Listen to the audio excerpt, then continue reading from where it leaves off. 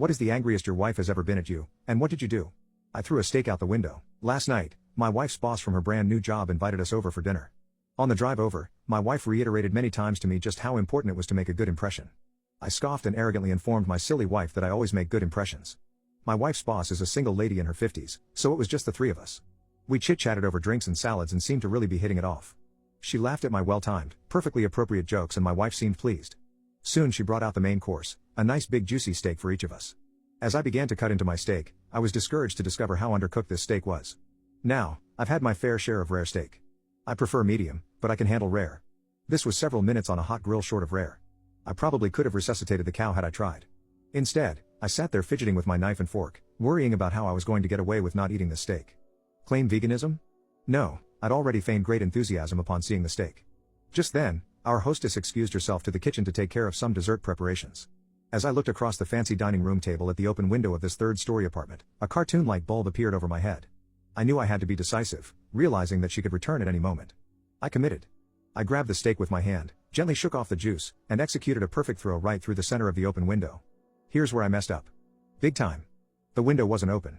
It was the cleanest freaking window you've ever seen in your life. That is, until my mostly raw slab of steak slammed up against it and slowly slid down, leaving a trail of bloody juice in its wake.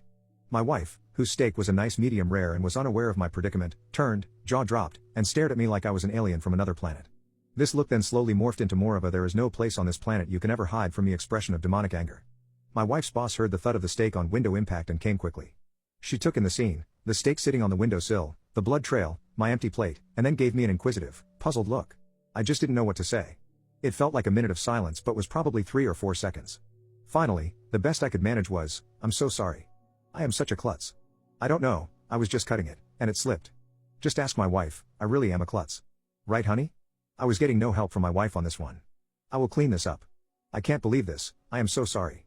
Both women continued to stare at me like I had escaped from the loony bin, as I smeared the blood around the window with my cloth napkin, dusted off the steak, and continued to mutter my incoherent explanation. I knew no one was buying the story. I knew what I had to do.